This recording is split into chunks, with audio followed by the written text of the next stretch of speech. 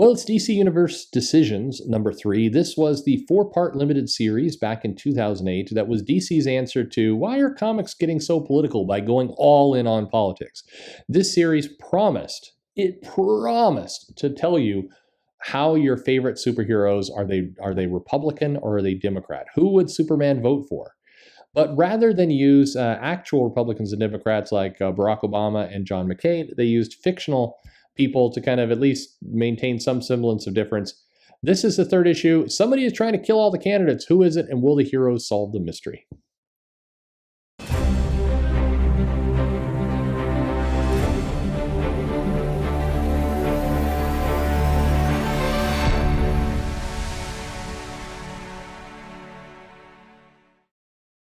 Hey everybody, this is Perch. This is the 3rd or penultimate issue of DC Decisions, a 4-part limited series really designed to answer the question, what politics are heroes? What politicians, what parties do they belong to?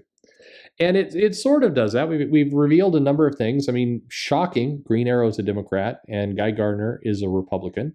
Hawkman's a Republican. But in the last issue, we got the big reveal that Bruce Wayne is supporting the kind of incumbent Democrat, that Bruce Wayne is your Mike Bloomberg, supporting your Joe Biden. Does that work? I don't know if that works. Anyway, he supported the kind of incumbent Democrat.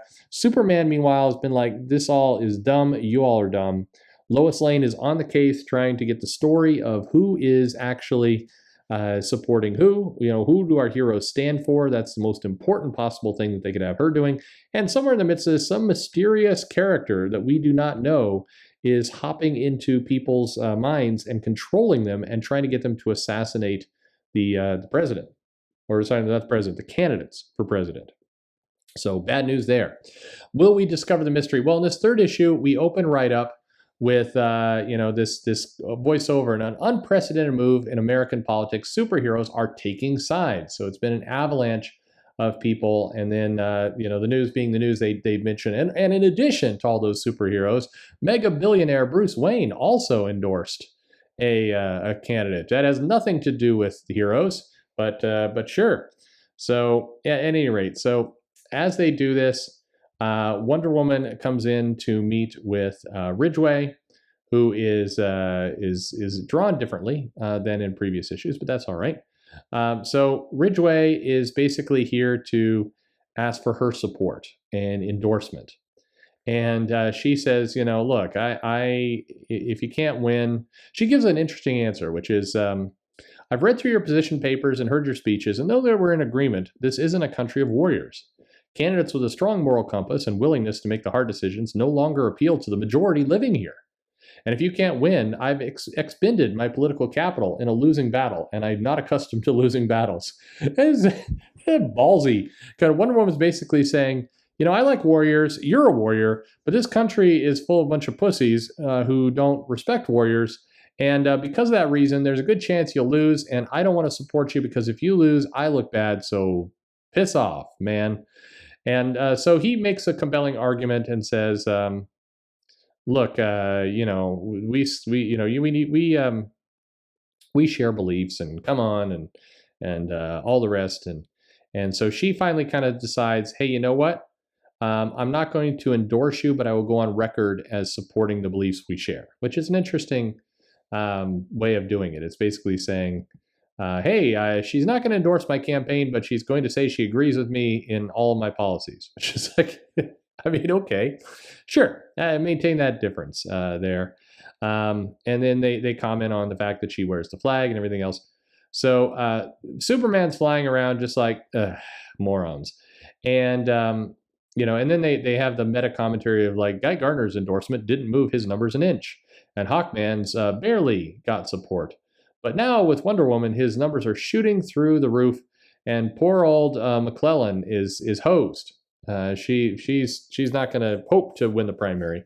So Superman comes down and figures out there's a bomb under the stage, and because he's still on track, so he diffuses the bomb by kind of sitting on it, and then he's like, we need to We need to figure out who placed it. You'll never guess who placed it. So Flash wants to know, but he's like, nah, not now. So let's not mess with evidence. And so Superman's about to fly out, but suddenly Lois Lane shows up and says, the whole world is waiting for you to hear who you support in the election. And Superman's like, are you serious? Did you not even notice what happened here? Get out of here. Goodbye. And so the Flash basically is also peeved at this whole thing because there was a bomb that went off. And he tells reporters, look, how about if I come out and endorse the mysterious mad bomber for president? Would that inspire you guys to finally cover the real story? And he learns a lesson that you don't use sarcasm with the media, who immediately starts printing papers about how the Flash supports terrorists, Hero wants bombers to lead the country, and that he's mocking the election. So, again, this is 2008. But pretty hilarious lesson in, hey, dummy. And so Green Lantern and Green Arrow show up and are like, what were you thinking? Did you say these things? And Flash is like, assholes, I was just trying to say this was stupid. And old Green Arrow is like, of course they didn't get your intent. They're the news media. They can't be They can't be counted on to understand anything. I mean, he's not wrong. Anyway, so Flash is like, I'm clearly not supporting the bomber. God, you dummy. So they're like just arguing some more. And meanwhile, in the big boy room, Superman, Wonder Woman, and Batman are like, okay, let's try and figure out what's going on.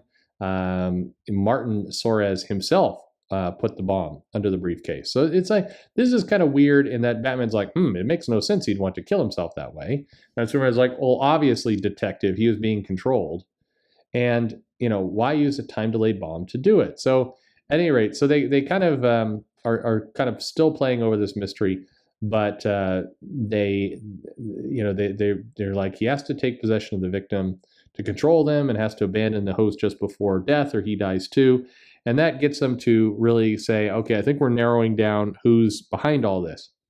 So leaving that mystery for a moment, we see Blue Beetle and we see Detective Chimp and we see, Alan, we just see the various other heroes all going in, except poor Flash is like, I didn't endorse the bomber, God. And as they're doing this, so all this is going on, we flip over to Lady Blackhawk and the Huntress, who are fighting some crime from somebody wearing like a Cyclops visor for whatever. But anyway, Lady Blackhawk's excited because she's going to be invited into the Justice League at some point. So they go back and forth and they're talking about who they support as candidates. And Lady Blackhawk is saying, no, I'm supporting Brewster, and Huntress like, not Kate McClellan. And so Lady Blackhawk gives this kind of speech. My vote's too important to be wasted on. It's our time symbolic gesture. We're not electing a role model. We're electing a leader. And so they flip over like later that night.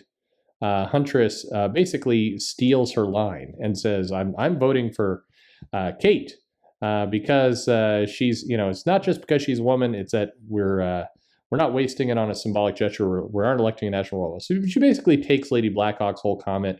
Lady Blackhawk's hanging out with Barbara Gordon Oracle. And is like, she stole my best lines. She endorsed this candidate with completely, somebody else's lines. This is garbage. And Barbara Gordon's like, what are you gonna do about all this? She's like, I'm gonna subtly criticize Huntress about the way she's been filling out her tights until she develops an eating disorder. It's like, you cold. Anyway, so they go back and forth. Lois is still trying to get out from Clark who he's going to vote for. And Lois is being just a complete and absolute, wretch of a person of just, making, just harassing Clark to tell her who he's going to vote for. But Clark is holding firm with saying, look, I am, it's my vote. I believe in things being kept secret. So as they're going back and forth, Superman flies off, and they're saying, it's voting day in Wisconsin. The primaries turn into a slugfest on the Democratic side. Superman shows up and says, "Look, I'd like to go on the record." And so Lois says, "Who do you personally endorse for president, Superman?"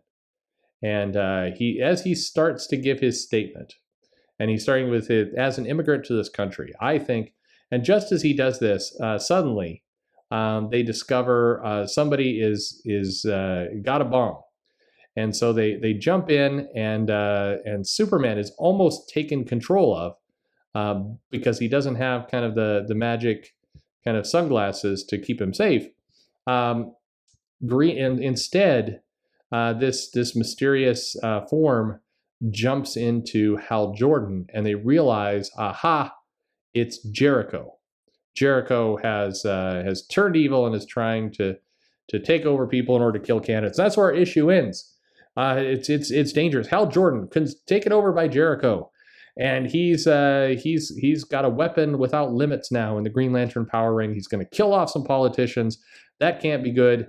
Where will it go from here? So, as I said, all politics all the time. It's DC characters revealing who they are, and some nice little shade there from Lady Blackhawk, who is she is savage. But anyway, did you read this issue? What did you think? Leave a comment below. Like, subscribe, click the bell for notifications. But most importantly, thanks for listening.